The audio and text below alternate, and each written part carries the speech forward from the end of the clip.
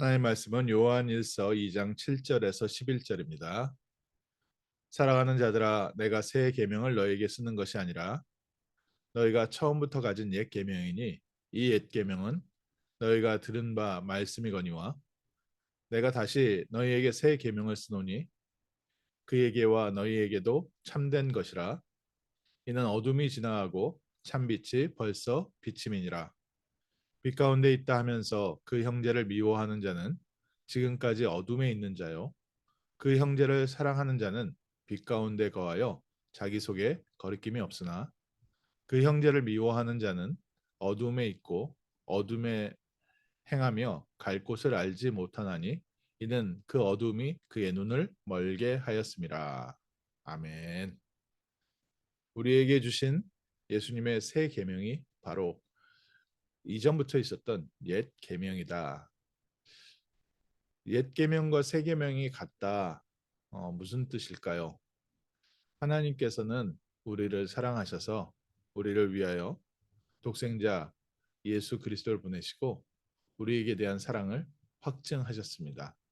또 우리와 우리 주변의 모든 사람이 죄 가운데 멸망당하기를 원치 아니하십니다.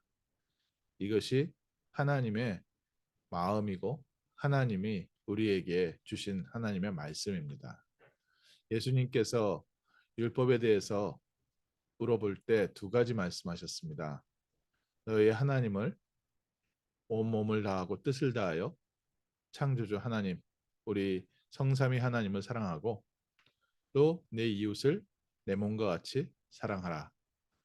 이 두 말씀 다 예수님께서 새로 하신 말씀이 아니라 신명기 6장 5절에 있는 말씀이고 레위기서 19장 18절에 있는 말씀입니다. 이 말씀을 다시 한번 우리에게 강조하면서 사단이 지금도 우리를 공격하는 여러 가지 방법 중에 우리에게 자꾸 갈등을 갖고 오고 교회 안에도 문제를 갖고 오고 초대교회 때도 그렇고 지금도 그렇고 동일하게 사단이 역사하고 있습니다. 이 일이 처음부터 일어났습니다. 아담과 하와가 하나님의 언약을 놓쳤을 때 그 자녀 가인과 아벨에게 일어난 사건입니다. 아벨에게 하나님의 응답, 또 하나님께서 그 예배가 하나님께 연락되지 않았을 때 가인은 아벨을 미워하고 결국 아벨을 죽였습니다. 지금도 사단은 우리의 삶 속에 들어와서요, 온갖 우리의 삶을 갈등을 가져오고 미움을 가져오고 하나님께서 우리를 향하신 중요한 은혜와 응답들을 놓치게 만듭니다. 이건 특히 초대교회 때도 마찬가지였습니다. 초대교회 때 공격했던 사단의 교회 안의 공격에는 이단들을 통해서 또 그리스 로마 흑암 문화와 철학을 통해서 교회 안에 온갖 복음 이외에 다른 사상을 갖고 오기도 하고 또 타락한 삶을 교회 안으로 끌고 들어오기도 하고 또 율법주의와 종교 생활로 복음보다 강조되는 겉모습을 가지고 그리스도를 약화시키는 사단의 공격이 있었습니다. 그러면서 또 하나의 공격이 인간관계를 공격을 했습니다. 교회 안에 성도들끼리 서로 갈등하고 싸우고 또 서로 미워하게 만들어서 결국 교회에 오는 것 자체가 힘든 그런 영적 상태를 만들었습니다. 우리가 싸워야 될 싸움이 무엇입니까? 그래서 우리가 하나님의 사랑을 받은 자로서 내가 빛 가운데 있다고 하면서 형제를 미워하는 자는 아직도 어두움에 있는 것이다. 형제를 사랑하는 자는 빛 가운데 있는 것이고 아무 거리낌이 없는데 형제를 미워하는 자는 눈이 어두워져서 갈 길을 알지 못하는 사람과 같다. 하나님께서 우리 한 사람 한 사람을 부르셨을 때는 하나님의 중요한 계획이 있습니다. 그런데 그 하나님의 계획 속에는 또 그 사람에게 중요한 달란트를 주셔서 하나님의 뜻을 이루어가고 계시는 과정이 있습니다. 근데 우리 안에 이 눈이 닫혀버리면 형제를 미워하는 미움으로 하나님께서 각 사람을 통해서 이루어가고 계시는 이 일을 못 보게 만듭니다. 우리의 신앙에 중요한 영적인 한계를 갖고 오게 하는 부분이 바로 사단이 우리의 마음속에 이러한 부분들을 가지고 우리를 영적 성장을 방해하고요. 또 더 중요한 것은 성령의 역사와 교회의 하나님의 뜻이 이루어지는 하나님의 계획을 방해하는 일로 만듭니다. 각 사람에게는 하나님의 계획이 있지 않겠습니까? 또 각 사람을 통해서 하나님께서 해가시는 일이 있습니다. 교회 안에도 그렇고 현장에도 그렇고요. 그럼 모든 사람을 통해서 하나님은 구원받은 하나님의 자녀를 통해서 하나님 나라의 일을 이루고 있는데, 때로는 부족한 사람을 통해서 하나님께서 문을 여시기도 하고, 때로는 하나님의 중요하게 쓰임받는 사람을 통해서 그 뜻을 이루어가기도 합니다. 요셉의 형들이 요셉을 판 것이 잘한 일이 아닌데, 그 일을 통해서 하나님은 중요한 하나님의 일을 이루어 가셨고요. 또 심지어 보디발의 아내가 요셉을 유혹을 하고 요셉이 그것을 거부해서 감옥에 가는 것이 하나님의 뜻을 이루기도 했습니다. 오늘 우리의 눈이 어디에 열려야 되겠습니까? 하나님께서 이루어 가시는 창세기 3장 15절에 세계복음화의 언약 속에 저희는 인도받는 겁니다. 우리의 생각과 또 우리 개인에 빠져버리면, 또 내 기준에 빠져버리면 하나님께서 각 사람을 통해서 이루어 가시는 일이 안 보이게 되죠. 그래서 나한테 좋다 나쁘다, 그 거기 기준이 나겠지요. 우리가 영화를 봐도요, 악인이 주인공인데 이 사람에 대해서 무언가, 이 사람에 대한 서사를 써버리면 악인으로 보이는 게 아니라 측은한 마음이 듭니다. 그런데 반대로 이 악인에 대해서 악한 부분만 계속 보여주면요, 그 악인이 죽을 때 전혀 그 안타까운 마음은 없고요, 잘 죽었다 생각밖에 안 듭니다. 똑같은 사람에 대해서도 내가 어떤 관계를 갖고 있느냐에 따라서 그 사람에 대한 삶에 대한 나의 마음이 달라집니다. 사단이 바로 우리의 마음과 생각을 창세기 3장으로 딱 붙잡으면요, 하나님께서 그 사람을 통해서 이루어 가시는 일이 안 보입니다. 그래서 영적인 성장이 멈춰지는 게 아니라 하나님이 하시는 일마저도 방해하게 됩니다. 예수님께서 하신 말씀 중에 성령 회방죄, 용서받지 못하는 죄가 있는데 성령 회방죄다, 이 얘기는 얼마나 하나님께서 이루어 가시는 이 복음 구원의 사역이 중요하냐, 이런 의미도 같이 포함되어 있지요. 저희가 우리 개인의 시각에 딱 빠져버리면 하나님께서 하시는 일에 대해서 안 보이고, 맞다 틀리다, 나, 너, 이 안에서 교회가요 얼마나 많이 망가지는지 모릅니다. 지금도 마찬가지입니다.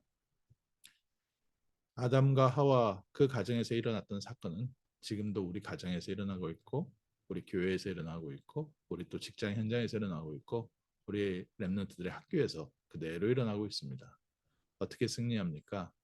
그래서 스스로 원수 갚지 말고, 동포를 원망하지 말고, 내 이웃을 내 자신과 같이 사랑해라.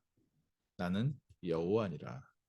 우리가 승리할 수 있는, 사단의 공격을 막고 영적으로 승리할 수 있는 비밀, 그 자세를 주셨는데, 그리스도 예수 안에서 모든 사람을 수용하고 초월하고 그들을 통해서 하나님이 이루시는 뜻과 계획 속에 성령인도 받는 자세입니다.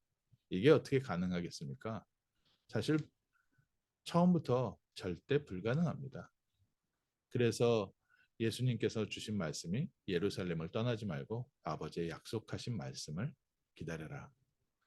우리의 영적 상태가 성령의 충만함, 하나님의 성령께서 내 영혼과 마음과 생각과 육신을 다스릴 때는 하나님께서 우리의 마음과 생각과 감정을 감동하셔서 하나님이 하시는 일을 보며 모든 사람을 살리는 자리에 있게 되어 있고요.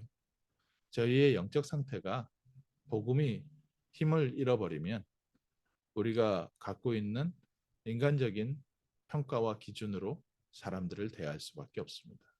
그래서 세상은 뭐만 남습니까? 세상은 지금 전쟁만 남아 있습니다. 무엇이든지 싸워서 쟁탈해야 됩니다.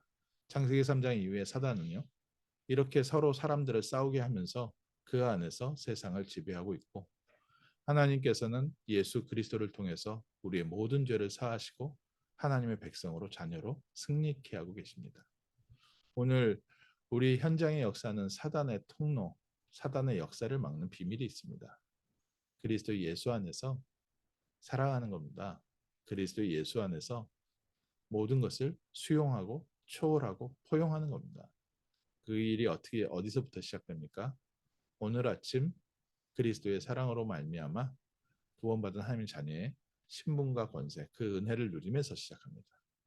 하나님께서 부족한 나를 부르셔서 하나님의 자녀 삼으시고 연약한 나의 모든 삶에도 하나님이 함께 하시는 응답과 증거가 넘쳐날 때 하나님이 연약한 사람을 세워서 있는 자들, 가진 자들을 부끄럽게 하시고 힘 있는 자들을 부끄럽게 하시는 하나님의 방법을 생각할 때 우리 주변의 모든 사람은 하나님께 쓰임 받는 복된 도구고 또 우리가 그리스도의 한 몸으로 하나님의 나라를 세워가는 중요한 교회의 축복을 누리는 증인되는 줄 믿습니다.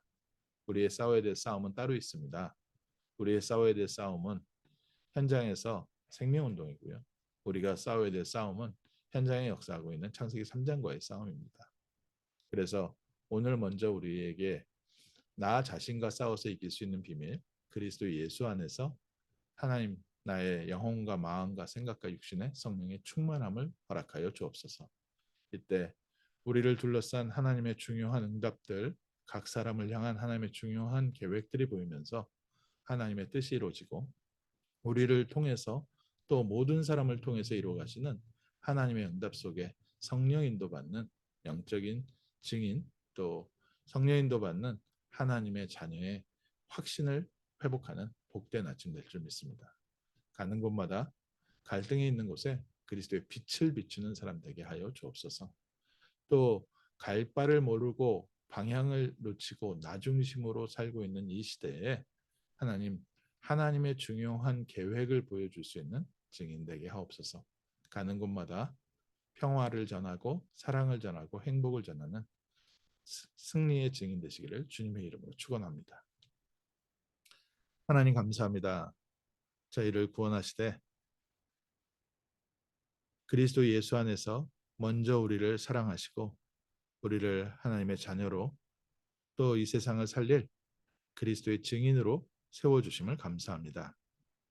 우리를 사랑하신 그 사랑 안에서 하나님께서 우리 모든 성도를 통하여 교회를 통해서 이루어 가시는 일들을 보게 하시고 미움과 갈등으로 파고드는 모든 사단의 괴계가 이 시간 예수 그리스도 이름으로 결박받고 무너지게 하시고 우리 귀한 성도님들이 가는 현장마다 갈등이 사라지고 하나님의 계획과 뜻이 이루어지게 하옵소서.